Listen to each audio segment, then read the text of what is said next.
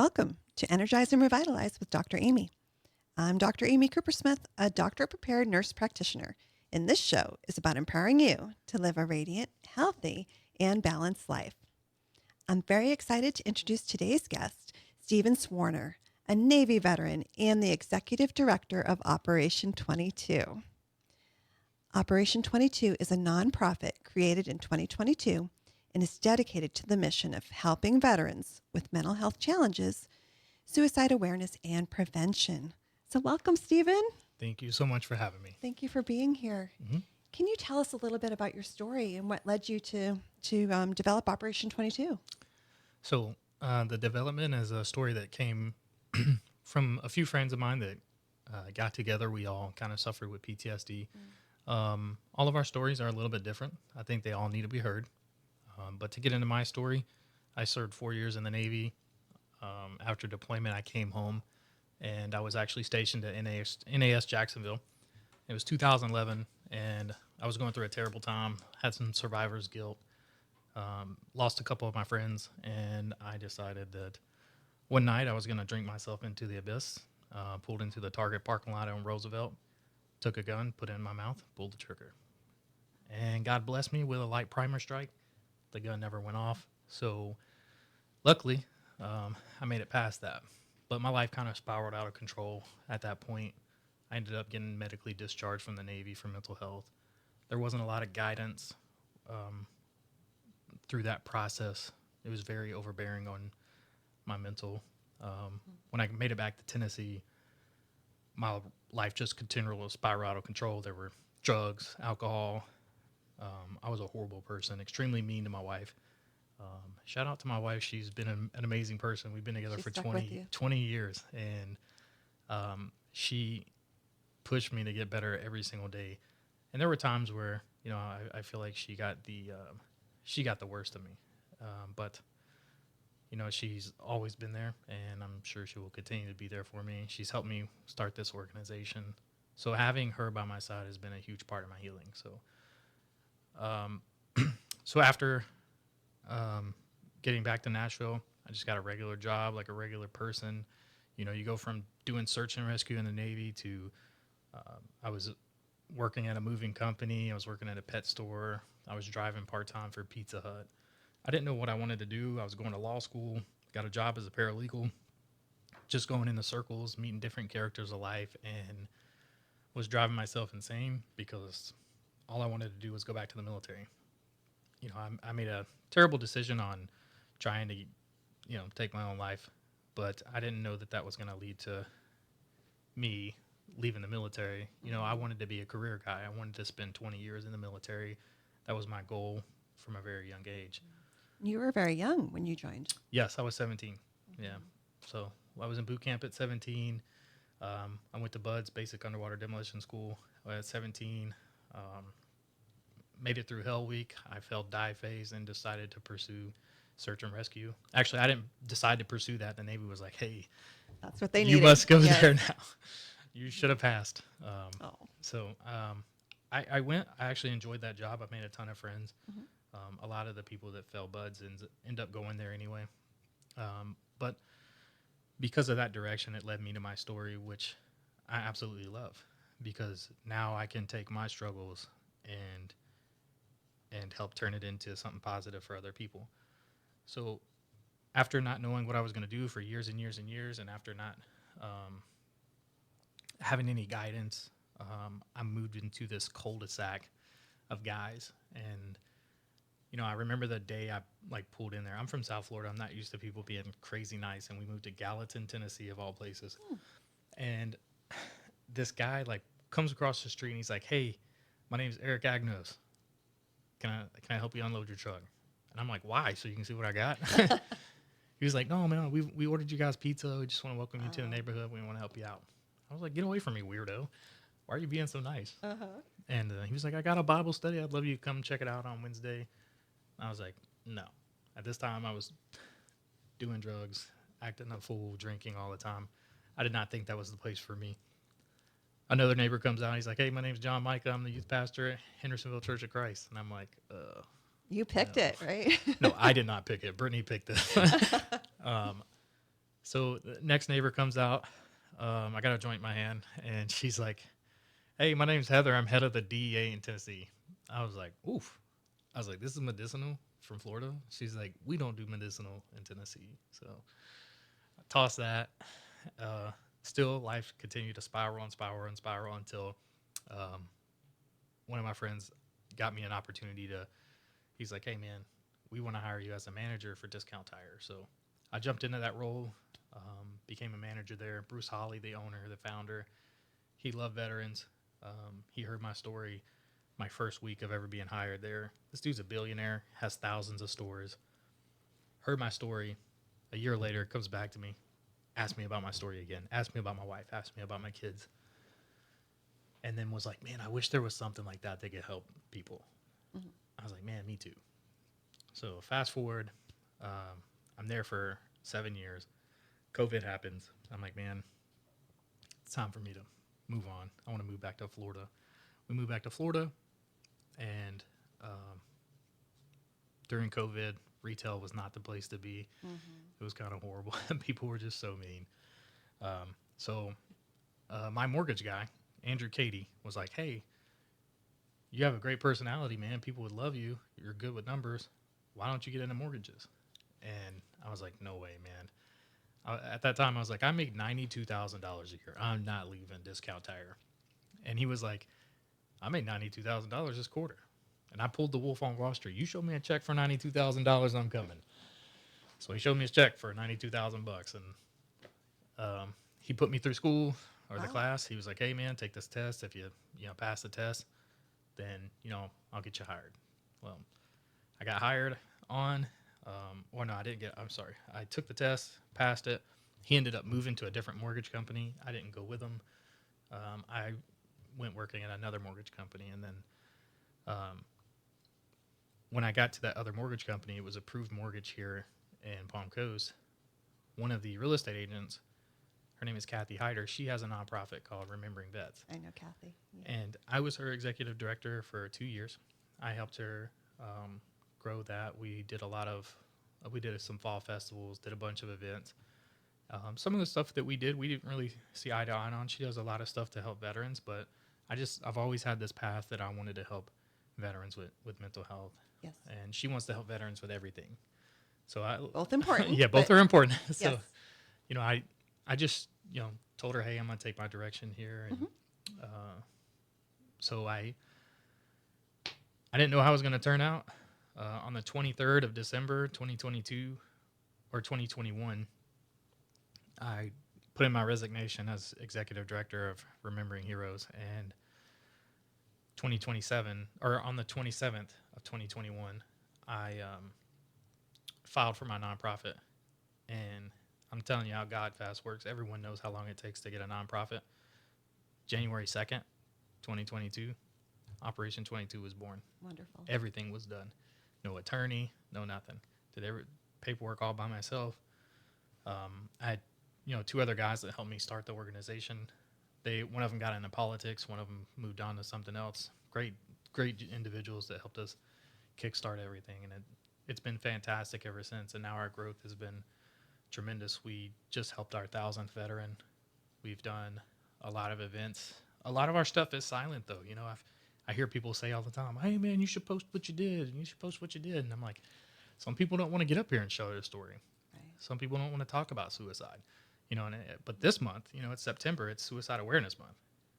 Yes, and I did not realize that when we scheduled this, and I was so glad we were able to work it out so that you can come and we can talk about this important issue. Yes, it is very important. I don't know if you know the stats, but in a 22-year war, we lost about 7,000 people that were killed in action.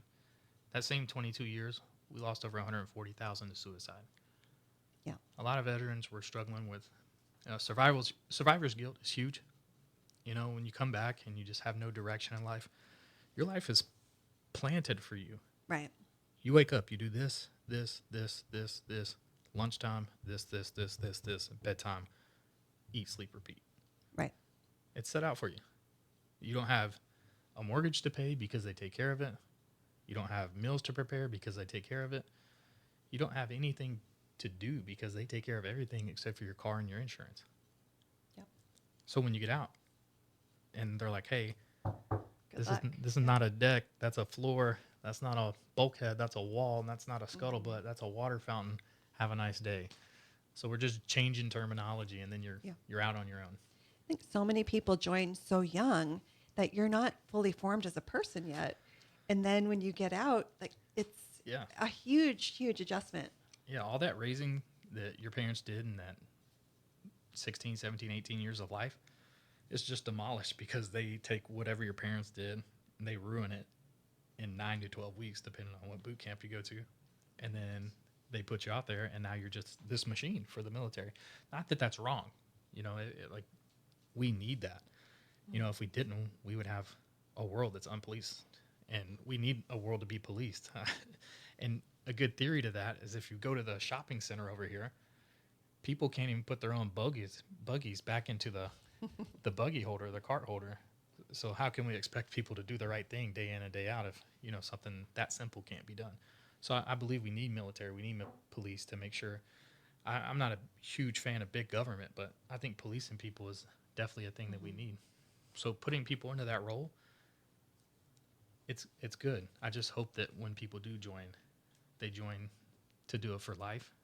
Because if you don't, you have to reset. And when I reset, at this point I was 21, 22, had a kid, and I didn't know what to do with my life. All my friends are getting out of college, starting their careers, and I'm just either starting college or like doing BS jobs to make it.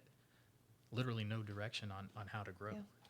And I think I shared with you when we met the first time, I was in the military, but I was a nurse practitioner. And so when I got out, I said, I'm still going to be a nurse practitioner. I wasn't really expecting anything to change. Yes. But when you are in the military and you have a certain rank, and that rank is respected, and then for me, I got out and I was nobody. and I just wasn't anticipating it. So I went certainly not as severe as PTSD or anything like that, but it is a huge adjustment to become a civilian again after being in the military. 100%. How old were you when you joined? So I had an ROTC scholarship, so that's how I went to college. So it's kind of like being in the reserves sort of at 18, but I was actually 22 when I got commissioned. 22 when you got commissioned, and you have to serve 6 when you get commissioned, correct? So I had a 4-year commitment. I stayed for 11. Okay. So the first 11 years of my adult life, I was in the Army. Nice. Which worked out for me. Did being an officer, was your segue out of the military, was it hard too, or was it only in that I went from being somebody in my own mind to nobody. yeah, real quick, right? And, that was kind of mine. You're this special forces dude, and then you're nobody. Now So you're it's moving an people's adjustment. furniture. So it's rough on your mentality. It's like you're a big man on campus, and then you're nobody real quick. Right. So I'm going to have you hold that thought. Yep. We're going to pause for a break from our sponsor. You're listening to Energize and Revitalize with Dr. Amy. Don't go anywhere. We'll be right back. Welcome back to Energize and Revitalize with Dr. Amy. I'm Dr. Amy Coopersmith, and my guest today is Stephen Swarner, the founder of Operation 22. Before the break, we were talking about veterans and PTSD and some mental health concerns that happen more often with veterans. So can you share what's significant about the number 22? So the number is much greater today than it was when we started Operation 22, but 22 veterans a day take their own lives. Every day. And the unfortunate part about that is just violent suicides. That does not include overdoses. Really? So that makes that number far greater than 22. Right. So we want to just dial that number back. And, we do that through therapy with Operation 22. Or not therapy, I'm sorry, counseling with Operation 22. I'm sorry, got to quit using that word. Counseling through Operation 22. And I think the biggest thing that we do differently than other people, there's a lot of veterans that don't want to go sit in a room and talk to a therapist or a counselor, but if you go out and, you bro them up, you become friends with this veteran, and then you show your vulnerability, you tell them a story, they tell you a story back, you build relationships with them, but you do it while you're out doing fun stuff, so it doesn't seem like you're doing any type of counseling. So I take them golfing. I got 4 hours with you on 18 holes golfing. Take you deep sea fishing. I've got 8 hours with you deep sea fishing. if I go camping with you, I got you all weekend camping. Mm-hmm. So our events are doing the stuff that veterans love to do: shooting, hiking, fishing, hunting, four wheeling, motorcycle riding. If a veteran loves to do it, I'll take them to do it. So I do counseling, but through events instead of doing it in a room like this. Right. And through that, we build camaraderie and we bring back that brotherhood. Because a lot of the things that we miss, if you ask a veteran, what's the number one thing you miss? Man, I miss my brothers too, or sisters. Sorry, but right. I Like miss camaraderie. I miss the camaraderie. Yeah. And once you see somebody get that back, I don't know if you've been around a lot of veterans who have like seen an old veteran, the happiness that sparks as soon as they see somebody, even through conversation. I've met so many veterans, and I never served with them, but I'll tell my story and I'll work with them through Operation 22. And next time they see me, I'm their buddy. I'm the guy. I have that camaraderie again. Yeah. So I think building that camaraderie is the number one thing that I do in counseling that continues it to grow. Our roughest part now is that we're 1,000 veterans in, and trying to hold camaraderie with 1,000 veteran while running my mortgage company. So you need some help. I need some help. Yes. I definitely need some help. I try and tell people all the time. Some people are like, "Oh man, I can't help financially." Well, can you be a volunteer? Right. So what do you need in a volunteer? So I prefer, if you're going to do counseling, I prefer you to be a veteran to do the counseling, and I will provide the counseling courses that you take, the peer counseling courses. And then, we will pay for you to take a veteran or a group of veterans golfing, fishing, hiking, hunting. And in turn, this helps you too, because you're getting it off your chest. You're being vulnerable. You're telling your story now. So you got your story out. They're getting their stories out. And it's like a weight being lifted off of every person's chest. So I prefer to do counseling in that manner. Right. But volunteers, anytime we have an event, we always need volunteers for setup. We need, volunteers to market, getting the word out. Everyone loves veterans. So, I just need help pushing out a lot of marketing is probably our number one thing that we need help in. Counseling by veterans and donations. And donations. Yep. Donations, definitely. So where do you see Operation 22 going in the next 5 years? In the next 5 years, I think that we will be a household name across the United States. Love it. It's a big goal. I did not think Operation 22 would be as big as it is today. I just figured I'd help a few vets, and if I could save one veteran a year, then I would do my thing. And it's been 3.5, almost 4 years, and I just marked 1,000. My wife and I just went across the United States. We took our RV, our 4 boys, our 2 service dogs, went to 32 different states, helped 114 veterans in completely different ways. Some of it wasn't through counseling. Sometimes we were walking around Walmart and we were just taking our card and paying for, their stuff. I would make, like, for example, I met a guy in, what's the name of that place? Chipley, Florida. I ran into this guy. His name is Tim Manson. He was the first person I met. I was having a terrible time. It was our first, I was supposed to meet an Air Force veteran. He didn't show for the meeting. And I was like, man, this trip is not starting off good.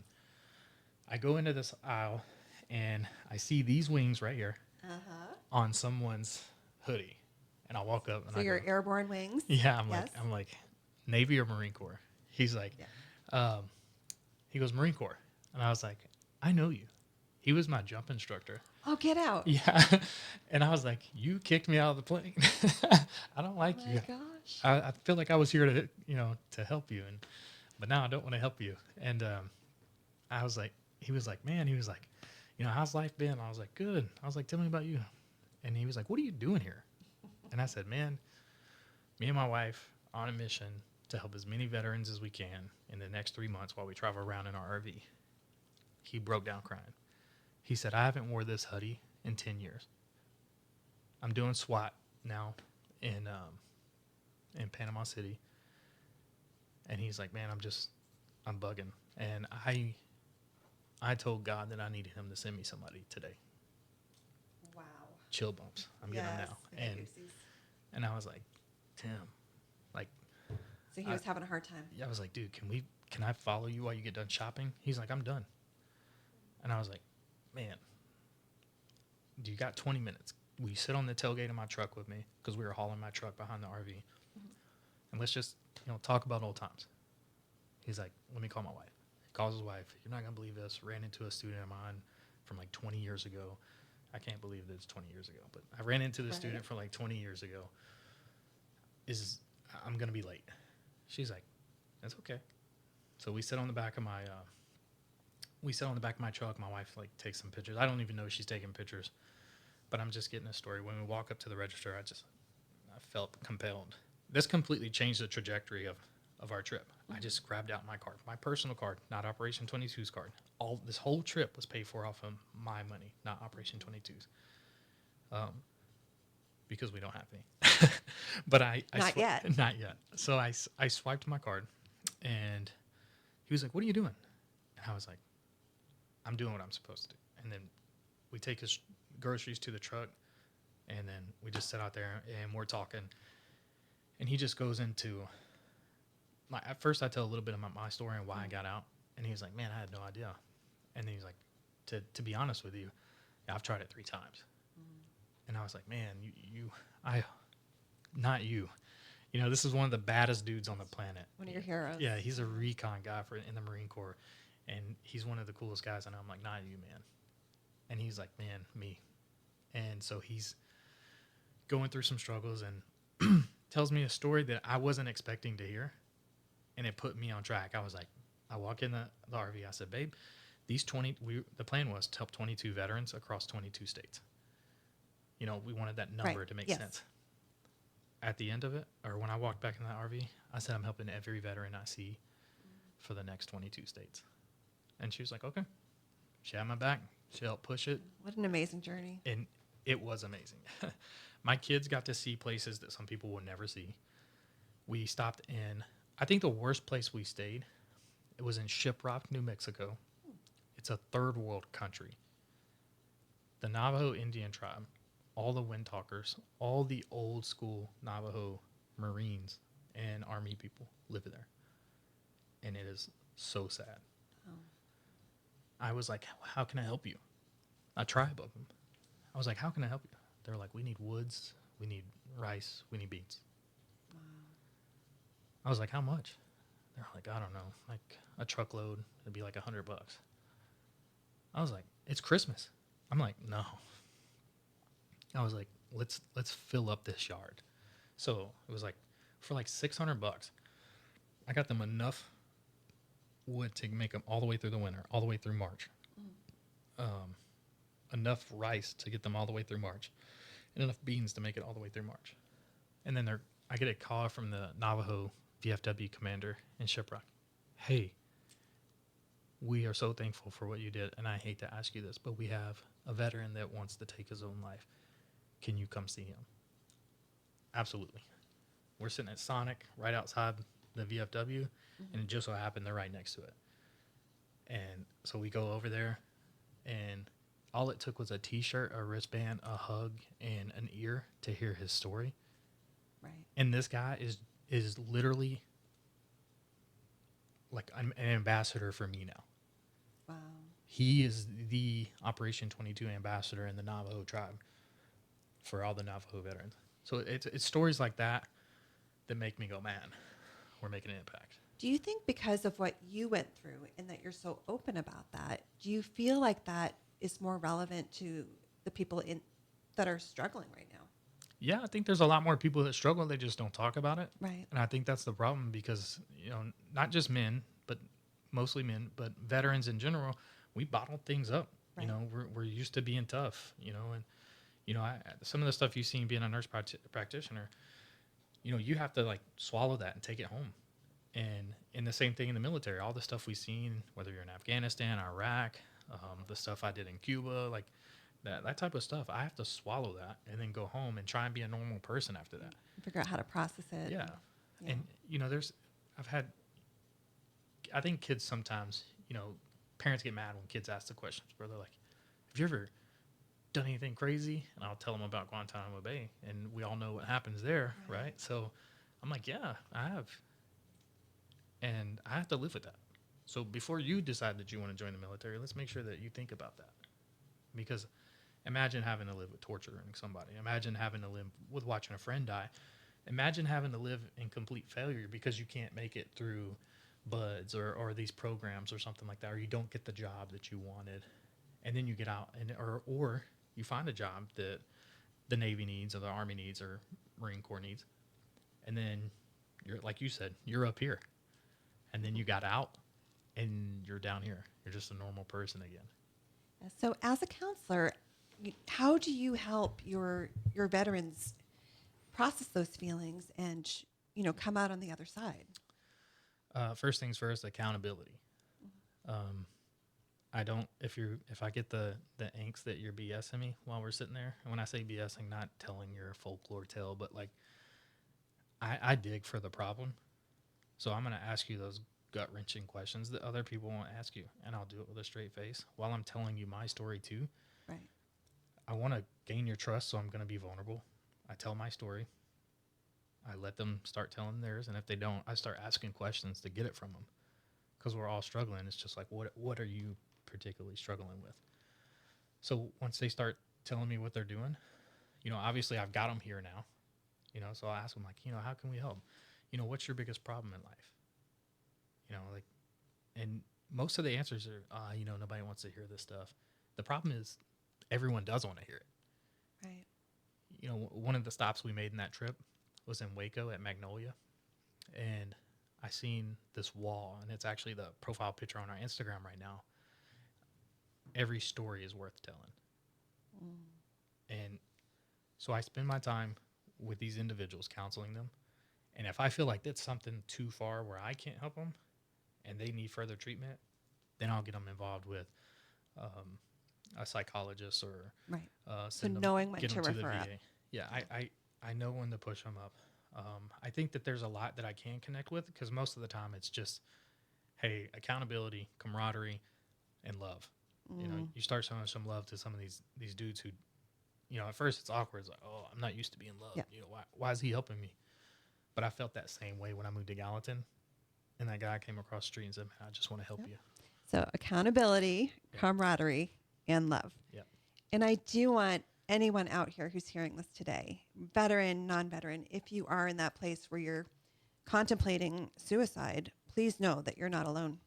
1,000,000%. Yeah. And especially this month, the numbers that we were reading on break, a veteran is 150 times more likely to commit suicide than a regular person. That's a sick number. But there's more people that aren't veterans than are veterans. So that's still a high number. There are people that are taking their lives every single day. Right. Tomorrow needs you. Yes. And speaking of Tomorrow Needs You, September 22nd, that's another organization I partner with. Speak Up Tomorrow Needs You. We're going to be doing a 22-mile ruck. They came and supported our ruck. I want to be there to support their ruck too. It's going to be in New Smyrna. It starts at 5 a.m. It's an early bird special. And they have pickup points at every single mile to help people if you want to get through it. But him and I are thinking about combining nonprofits because we have the same mission, and our outcomes are mostly the same, and we do it the same way. I really look forward to hearing about where your operation goes. Can you tell our listeners how to get in touch with you and how to learn more about Operation 22? Absolutely. First and foremost, I put my personal cell phone number on everything. It's 386-627-6400. But if you want to go online, you want to see what we're about, you want to donate, operation22.com.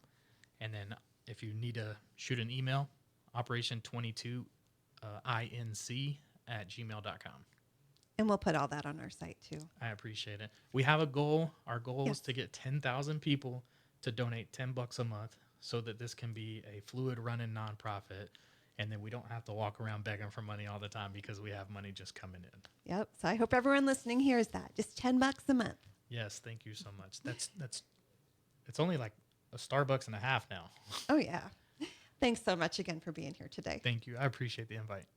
And thanks to our listeners for tuning in to Energize and Revitalize with Dr. Amy. If there are topics you would like to hear about, please send an email to radiantpodcast2025@gmail.com. I'll be back next Saturday morning at 7:30 with more expert insights and practical strategies to help you live your healthiest, most energized life. Until then, stay healthy, and here's to your best life.